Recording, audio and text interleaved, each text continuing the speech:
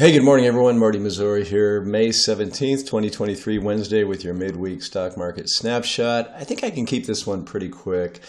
Not much of anything has changed in terms of the technical picture for stocks right here. It is interesting, the trading this week, as regular readers, viewers, and clients know. We think there's a lot of potential for this market to sell off in the foreseeable future. Biggest risk being economic risk. Our recession indicators are screaming red right here. However, some of the data, most recent data this week, not necessarily screaming recession. We are seeing more weakness. The Empire Manufacturing Survey was really bad earlier in the week, so we're seeing those recessionary conditions continue in the manufacturing space. And recall, as we've looked at umpteen times over the years, folks, typically it's manufacturing that rolls over first, heading into recession, services and the consumer space, of course, to follow. We just can't lose sight of the fact that several $1 trillion was thrown on this economy. It's had all kinds of distortive effects, and shaking that out, unwinding that, getting our heads around it, the indicators reflecting it, and so forth. One thing's for sure, this economy will remain cyclical. We will have a recession at some point. If we don't have it in the relatively near future, I don't think the Fed gets to their 2% target, so they don't get to ease off like the market seems to expect that they will. We think they will, but we disagree with where the equity market is priced, because if they do, we think we will have notable recessionary forces causing that, and that'll also bring down corporate earnings, and stock prices, therefore, currently are not reflecting the kinds of earnings declines that come with recession. And I've said this umpteen times over the past few weeks and months. So we'll see how it plays out. Right now, there's no reason to divert from that assumption or those assumptions, which has us continuing to hedge our portfolios with options and play some defense in the allocation. We cut some individual stock positions that we think we probably want to own longer term, but as our narrative continues to evolve, it makes sense to even get a little more defensive in some ways. This week, what's real interesting, of course, is the debt ceiling debate. You'd think that the market might be selling off into that, and just a couple of observations I want to make there. Number one, short interest, net short interest in S&P 500 futures is like nothing we've seen since 2007. So as we've discussed here, a short is ultimately a buy. And so that actually, in kind of a weird way, denotes underlying support for the market. Now, I did mention 2007. So the bulls would say, look at this pessimism, look at the short interest. Well, once in a while, the shorts get it right. And 2007, 2008, of course, was an extreme example of when they got it right. So we don't want to just be too complacent around heavy short interest and say, hey, that's nothing but support. It certainly is, and it does explain some of these rip-your-face-off rallies on good news. But here's my point. It's been like 80, 90 times that the debt ceiling has been increased. It will be increased again. Everybody knows that, and I think people who might otherwise be selling this market are hesitant because they don't want to miss one of these rip-your-face-off rallies when maybe as early as this week, the politicians shake hands and say, we saved the world once again. So it'll be interesting to see when that happens, how the market reacts to it, because I think the anticipation is it'll be a big, strong rally, and it may very well be. But the complacency going in, the fact that the market is not selling off going in, and let's say that the agreement comes with some notable cuts in government spending to get it passed, well, then that's less oomph for the economy going forward, and that might have the people thinking, hey, recession odds just went up and earnings are going to go down, and therefore stocks should sell off. So I don't know how the market's going to react to it, but I certainly understand why it's not selling off into the prospects when you look at history and the prospects for the market to rally coming out of it. So short term, we're kind of all over the place. This morning, I want to just take a quick look again at the dollar, the VIX, the S&P 500, the NASDAQ 100, and then just one look at one of our breadth indicators, the dollar on your screen there. reflects a bullish setup. And the dollar, the way things are trading, going up is somewhat of a headwind for stocks. A pretty tight range right here.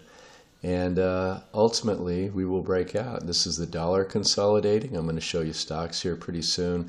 But the technicals for the dollar look like odds favor an upside breakout, which again would be a headwind for stocks. Quick look at the VIX. Again, we had a lower low here and then a higher low on the momentum. Continues. So you have the VIX, which is negatively correlated to stocks 90% of the time. It's bumping its head against this 18-ish area here, and you've got these bullish divergences. Absolutely could easily come crashing back down here to lower levels, particularly on a debt ceiling agreement maybe. But right now, just from a pure technical perspective, there's some real risk for an upside break in the VIX. Here's the S&P 500 daily chart. Here's that consolidation in stocks, right up against the 50% retracement, the technical area that has been nothing but resistance so far. Bulls would say, I probably need to draw another circle right there. Bulls would say, we're going to pound our head against that till we break it, perhaps. But again, that's similar to the consolidation on the dollar. But what's not similar is the momentum, right? It's going in the opposite direction.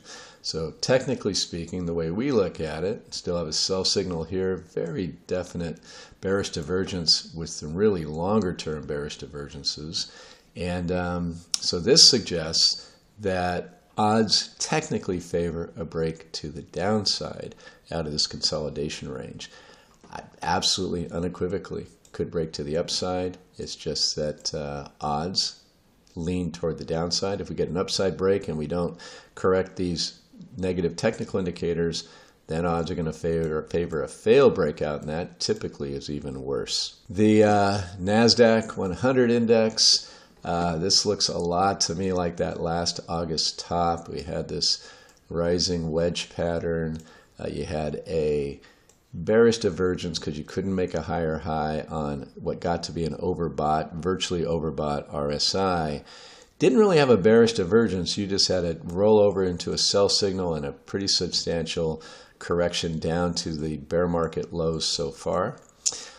Here it's actually worse. You've got your rising wedge, dying momentum here as we break into new highs and new recent highs anyway. With these longer term divergences here, you do have a nascent buy signal, I should say, which is hopeful for the bulls. But the divergence is still notably negative, and it's been there a while. So again, this just looks like a heavy market to me.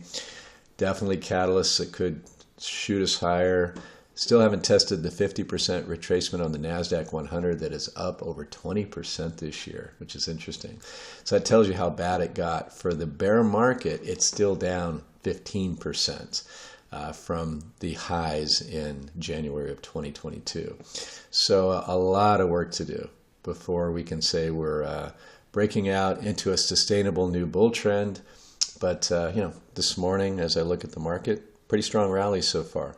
We'll see how it plays out, but this is ultimately nothing but noise right here, folks, I think how we should characterize it. Something I think is really important amid all the noise to pay attention to is market breadth.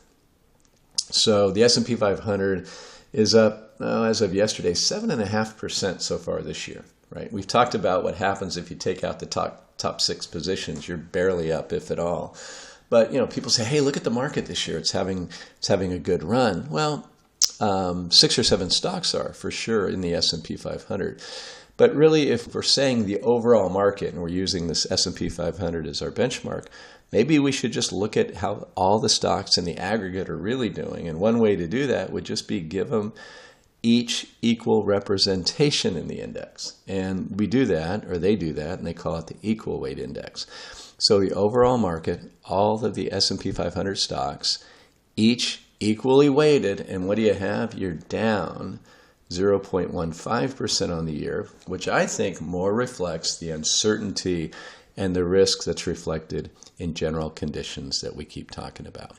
Ultimately, general conditions are going to have to rise to the occasion that's represented up here by what ultimately is just a handful of stocks, or these handful of stocks are going to have to revert down and reflect what's going on in the overall market, or maybe it's somewhere in between. Well, of course, in two of those three scenarios, stocks need to go down from here, or the overall market does. So that's another way to look at the risk-reward setup right here in the market. And know that these top stocks that are really holding everything up are longer duration stocks, as we say, which means they're pretty sensitive to interest rate dynamics. So, some analysts are bold enough to say that they're defensive stocks like staples.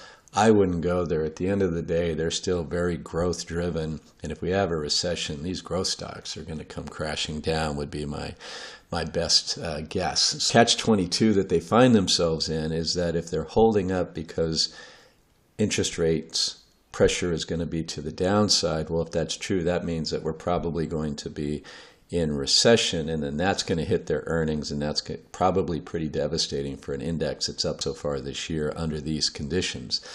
The other thing is that if conditions hold up, well, then the Fed's not going to be able to get to their 2% inflation target, and they're going to have to suddenly get tough on inflation again, and that means higher interest rates, and that is bad news for this blue line right here. So just a tough position. I get the bullish narrative. I'd love to adopt it. But right now, the overall balance of the data, if you will, just says odds really aren't in their favor when we go out a few months from here. So folks, we'll continue to assess conditions and crunch the data day in, day out, and report to you on it here. And clients will continue to allocate accordingly as things evolve going forward. Thank you as always for watching and listening. Talk to you again very soon. Bye-bye.